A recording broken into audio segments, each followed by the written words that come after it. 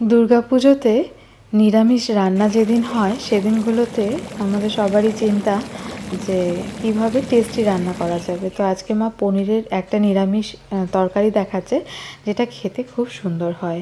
এটা লুচির সাথে, পোলাও, ফ্রাইড রাইস সব কিছুর সাথেই খুব ভালো লাগবে। আর ঘরে থাকা জিনিস দিয়েই খুব তাড়াতাড়ি বানিয়ে ফেলা যায়। তো পুজোর মধ্যে একদিন আপনারা বানিয়ে ফেলতে পারেন। তো পনির নিতে হবে প্রথমে, আর পনিরের কোয়ালিটিটা ভালো হলে এই রেসিপিটা ভালো হবে। যত পনিরটা ভালো হবে তত রেসিপিটা ভালো হবে। 500 গ্রাম মতো পনির বড় কিউব করে কেটে নিয়ে তার মতো পরিমাণ মতো নুন আর 1 চামচ মতো ময়দা হোক বা কর্নফ্লাওয়ার হোক, যেটাই হোক, কোটিং করার জন্য এটাকে মাখিয়ে রাখতে হবে। এরপরে একটা মশলা তৈরি করতে হবে। তার জন্য এখানে 4টে মিডিয়াম সাইজের টমেটো নেওয়া হয়েছে। টমেটোগুলোকে কেটে নিতে হবে। এবার এই মশলাটা যেহেতু পেঁয়াজ রসুন যাবে না, তো গ্রেভিটা যাতে হয় তার জন্যই আর কি টমেটোটা দেওয়া। দিয়ে এবার টমেটোটাকে কেটে নিয়ে তারপরে এর মধ্যে দিয়ে দেওয়া হবে 1 মুঠো মতো কাজু বাদাম। আর এখানে শুকনো লঙ্কা ভিজিয়ে রাখা হয়েছে 5-6টা মতো হালকা গরম জলে।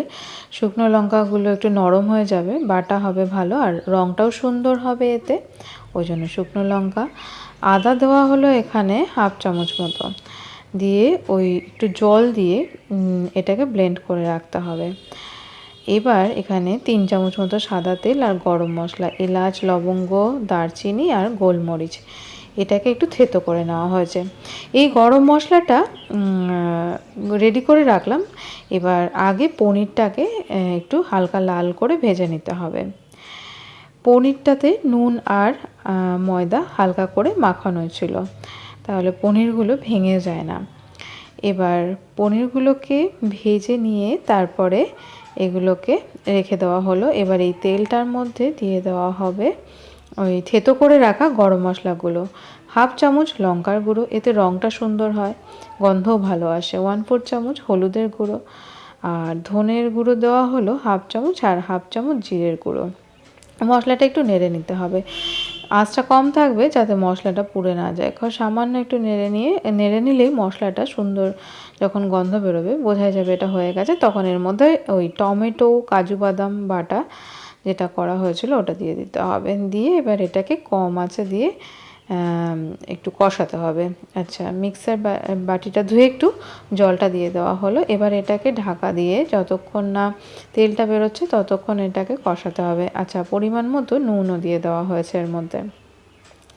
এবার এটাকে তেল ওঠা পর্যন্ত অপেক্ষা করতে হবে, একদম কম আছে। আর মধ্যেখানে 1-2বার নেড়ে দিতে হবে যাতে তলায় লেগে না যায়। এবার এইদিকে পনির 2-3টে কিউব আর 1/2 কাপ দুধ দিয়ে এটাকে ব্লেন্ড করে নেওয়া হয়েছে। আর এদিকে দেখুন মশলার তেলটাও কিন্তু উপরে উঠে গেছে, মানে মশলাটা সুন্দর কষানো হয়ে গেছে। মশলাটা কষানো যত সুন্দর হবে তত ভালো গ্রেভিটা খেতে টেস্ট হবে। এবার এদিকে যে পনির আর দুধ মিশিয়ে যে মিক্সচারটা বানানো হয়েছিল সেটাকে দিয়ে দেওয়া হলো। দিয়ে এবার এটাকে একদম আঁচ কম রেখে একটুখানি নেড়ে নেওয়া হবে, মিশিয়ে নেওয়া হবে। তারপরে আবার মশলাটাকে আর একটুখানি তেলটা ছাড়া পর্যন্ত কষাতে হবে। এই পনিরটা দেওয়াতে আর দুধটা দেওয়াতে এটা অনেক রিচনেস বাড়বে আর ক্রিমি ভাবটা আসবে। তো এই জন্য খুব সহজ উপাদানেই চটপট বানানো যায়। এবার এর মধ্যে একটু মিষ্টি তো লাগবেই, এই জন্য একটু 1 চামচ মতো চিনি দেওয়া হলো, আর এখানে জল দেওয়া হলো 1 গ্লাস মতো। আপনারা পরিমাণ মতো জল দেবেন, খুব বেশি জল হবে না এটাতে। চাট মশলা দেওয়া হচ্ছে 1/2 চামচ, কসুরি মেথি দেওয়া হচ্ছে 1/2 চামচ। এবার যখন ঝোলটা ফুটে গেছে, মানে গ্রেভিটা ফুটে গেছে, তখন ভেজে রাখা পনিরগুলো এর মধ্যে দিয়ে দিতে হবে। পনিরগুলো দিয়ে সাবধানে নেড়েচেড়ে দিতে হবে। দিয়ে কাঁচা লঙ্কা ওপর থেকে ছড়িয়ে দেওয়া হলো 4-5টা। এবার এটাকে একটুখানি ঢাকা দিয়ে আর একটুখানি রান্না করতে হবে কম আছে, যতক্ষণ না আবার তেলটা উপরে ভেসে উঠছে। দেখুন সুন্দর তেলটা বেরিয়ে গেছে আর খুব সুন্দর গন্ধ বেরোচ্ছে। অতএব মশলার ওপরে যখন তেলটা ভেসে উঠবে তখন বুঝতে পারবেন যে রান্নাটা হয়ে গেছে। এই রান্নাটা রেস্টুরেন্টের পনিরের মতো খেতে লাগে। রেস্টুরেন্টে যেরকম আমরা কড়াই পনির বা বাটার পনির খাই, অনেকটা ওরকমই লাগে।